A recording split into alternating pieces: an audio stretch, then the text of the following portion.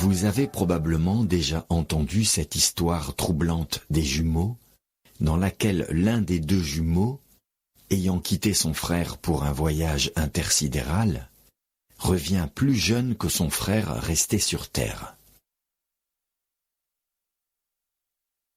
L'histoire des jumeaux est en réalité une interprétation imagée et paradoxale de la notion de dilatation des durées, notion en lien avec la théorie de la relativité d'Einstein. Dans la vidéo suivante, nous tenterons de comprendre cette notion sans trop utiliser ce merveilleux outil qu'est la mathématique, indispensable cependant à sa compréhension. Il en faudra un peu tout de même, mais il sera possible de passer les quelques calculs prouvant la véracité de cette dilatation pour ne retenir que les idées directrices conduisant à leur conclusion. Mais nous allons, ici, rappeler quelques préliminaires indispensables. La dilatation des durées est liée à la propagation de la lumière. Cette propagation n'est pas instantanée. Il faudrait pour cela que la lumière ait une vitesse de propagation infinie. Or, cette vitesse est finie. C'est ainsi que, lorsque nous regardons un objet, la lumière en provenance de l'objet met un certain temps pour parvenir sur notre rétine. Un certain temps, absolument imperceptible pour nous si l'objet n'est pas très éloigné, mais bien mesurable si l'objet est très éloigné. Ainsi, la lumière met environ 8 minutes pour nous parvenir du Soleil, de l'ordre d'1 seconde pour venir de la Lune, et de 4 années pour venir de l'étoile la plus proche de nous. Quant aux galaxies, on compte le temps en milliards d'années. Nous aurons besoin par la suite de considérer des événements. Un événement est caractérisé par un endroit et un instant.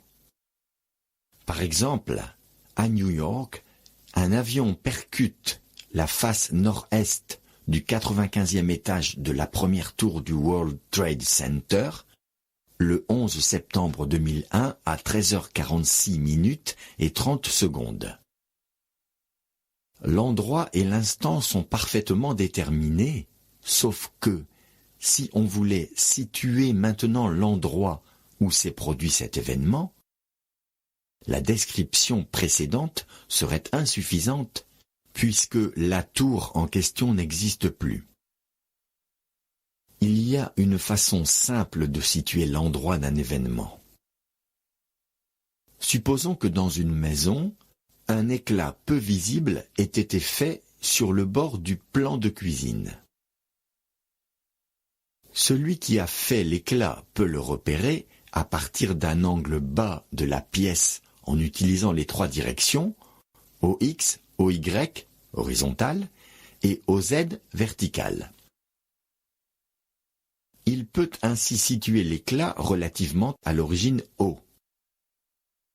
Il faudra par exemple faire 3 mètres dans la direction X, 1 mètre dans la direction Y et 1 mètre dans la direction Z.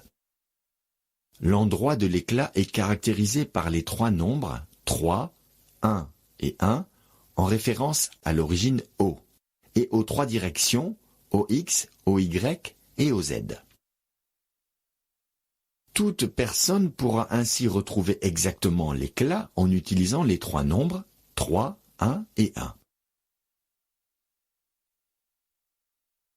OX, Y, Z constitue un référentiel spatial permettant de situer n'importe quel point P de l'espace par 3 nombres X, Y, Z en utilisant comme unité de mesure des distances le mètre. Nous devrons avoir recours à des référentiels pour situer correctement les événements et prouver qu'il n'y a pas de temps absolu comme nous le verrons dans la suite. Tout d'abord, il est indispensable de s'intéresser aux propriétés de la lumière. Sa nature a fait l'objet de siècles de recherches dont les deux aspects, ondulatoire et corpusculaire, coexistent en dualité dans les théories quantiques et relativistes. Au XVIIe siècle, pour Newton, prévalait la propagation corpusculaire de la lumière. Et pour Huygens, sa propagation ondulatoire. Au début du XXe siècle, avec Einstein et De Broglie, la notion de dualité vint confirmer la présence concomitante des deux aspects. Parlons de l'aspect ondulatoire.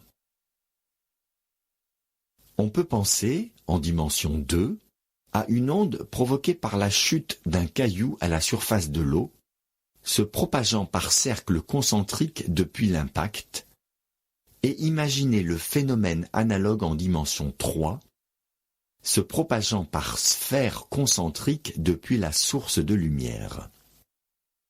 L'ampoule d'une lampe habituelle, par exemple, envoie cette onde dans presque toutes les directions de l'espace. Par contre, une lampe torche sélectionne un certain faisceau de lumière. Si on imagine maintenant une lampe torche dont la largeur du faisceau serait extrêmement mince, on obtient ce qui est appelé un rayon lumineux, ce qui peut être matérialisé approximativement par un rayon laser. Depuis la source, la propagation de la lumière se voit ici se faire en ligne droite. Du point de vue corpusculaire, il s'agit de photons, particules de lumière sans masse, qui se propagent le long de cette droite. On parle donc de vitesse de la lumière. Du point de vue ondulatoire, il faudrait parler de célérité, mais d'usage lointain, on a conservé le terme de vitesse de la lumière. On a longtemps pensé que cette vitesse était infinie, la propagation semblant instantanée. Des expériences infructueuses, compte tenu des moyens existants, comme celle menée par Galilée au XVIIe siècle, tentèrent d'en calculer, en vain, une vitesse finie. Les astronomes Cassini et Romer, en deuxième partie du XVIIe siècle, prouvèrent que la vitesse de la lumière est finie en utilisant leurs observations astronomiques de la révolution du satellite Io autour de sa planète Jupiter. Cette vitesse est maintenant connue de façon très précise. Les mesures sont supposées faites dans des référentiels. Il nous faut donc préciser quelque peu cette notion de référentiel pour exprimer les propriétés de la lumière. Sans entrer trop dans les considérations mathématiques et physiques définissant la notion de référentiel, nous pouvons imaginer que les mesures d'espace et de temps, nécessaires à la description d'un événement, sont faites par un observateur disposant d'une règle graduée, d'un mètre par exemple, et d'un chronomètre comptant les secondes à partir d'un instant choisi par l'observateur, l'instant zéro de référence. La règle permet de situer un endroit P de son espace par trois nombres. On applique la méthode déjà utilisée pour l'éclat. Par exemple, pour aller d'un point origine O jusqu'à un point P, supposons que l'observateur doive aller 2 mètres dans une direction horizontale X, 7 mètres dans une direction perpendiculaire Y horizontale, puis 3 mètres dans la direction verticale Z. On peut dire que les trois nombres 2, 7 et 3 caractérisent ainsi la position de P dans l'espace et noter P2, 7, 3 pour indiquer cette position. Plus généralement, P, X, Y, Z, avec dans notre cas particulier, X égale 2, Y égale 7 et Z égale 3. L'ensemble du point O et des trois directions X, Y, Z constitue un référentiel spatial. Supposons qu'un événement E survienne en P 3 minutes après l'instant 0. L'instant T mesuré par le chronomètre en secondes se traduit par la mesure T égale 180, 3 fois 60 secondes. On peut ainsi caractériser cet événement E par les quatre nombres 2, 7, 3 et 180. On peut mettre ces nombres dans un cadre plus général en les notant x égale 2, y égale 7, z égale 3, suivant le nom des axes de référence, et t égale 180 pour le temps. Ainsi, n'importe quel autre observateur utilisant les mêmes axes de référence et le même chronomètre pourra parfaitement situer E dans l'espace et le temps. Si nous considérons maintenant les astronautes dans la Station spatiale internationale, ils ont leur référentiel. Comme l'observateur sur Terre, ils peuvent aussi imaginer trois axes orthogonaux, x', y', z' d'origine commune O, qu'ils auront choisis dans l'habitacle et utiliser leur chronomètre coordonné sur une même origine 0 des temps. Considérons qu'ils utilisent aussi le mètre et la seconde comme unité d'espace et de temps. Supposons qu'à un instant donné, par exemple 4 heures après le déclenchement de leur chronomètre, ils voient une explosion en un endroit de la Terre juste dans leur direction Z', et qu'ils sachent qu'elle est à 375 km d'eux, ils caractériseront cet événement instantané par x' égale 0, y' égale 0, z' égale 375 000 et t' égale 14 400, après conversion des kilomètres en mètres et des heures en secondes. Il en irait de même pour tout autre référentiel lié à un avion, une fusée, un sous-marin ou un train. Toutes les mesures envisagées ne se feront pas dans n'importe quel référentiel. Elles seront restreintes à une classe de référentiels dans lesquels les lois de Newton sont respectées. Comprenons cela simplement. Mettons une boule de billard au repos sur le tapis d'un billard horizontal bien fixé au sol. Jouons cette boule en la propulsant dans une direction, sans effet. La boule va suivre une trajectoire droite. Disons que celle-ci suit les lois de la mécanique. Transportons ce billard et fixons-le au plancher d'un TGV qui roule en ligne droite et à vitesse constante.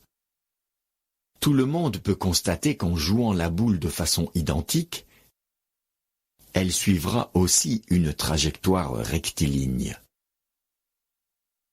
Mais supposons maintenant que le TGV engage un virage à gauche durant un certain temps suffisant pour renouveler l'expérience de la boule. Cette fois, la boule ne va plus en ligne droite, mais est déviée vers la droite, suivant une courbe qui n'est pas une droite dans le référentiel du train, lié au billard fixé au plancher. Eh bien voilà la différence conduisant à la notion de référentiel galiléen. Un référentiel dans lequel les lois de Newton sont valables est dit référentiel galiléen. Considérons un référentiel R, lié à la Terre, dans lequel les lois de la mécanique, les lois de Newton, sont valables. Il est galiléen. Tout référentiel R' en mouvement rectiligne uniforme par rapport à R est aussi galiléen. Tout référentiel R' qui n'est pas en mouvement rectiligne uniforme par rapport à R, autrement dit qui subit une accélération, n'est pas galiléen. On ne peut y appliquer les lois de Newton.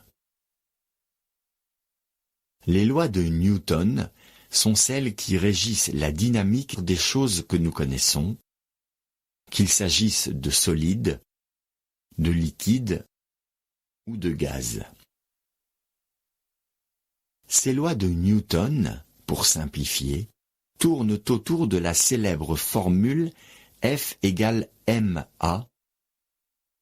Force et accélération sont de même direction et de même sens si elles ne sont pas nulles et sont liées par un coefficient qui est la masse de l'objet subissant la force.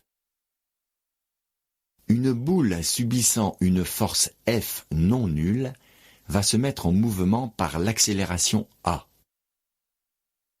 Dès que la force n'est plus appliquée, la boule va prendre une certaine vitesse V qui, sans frottement, va rester constante en valeur et en direction.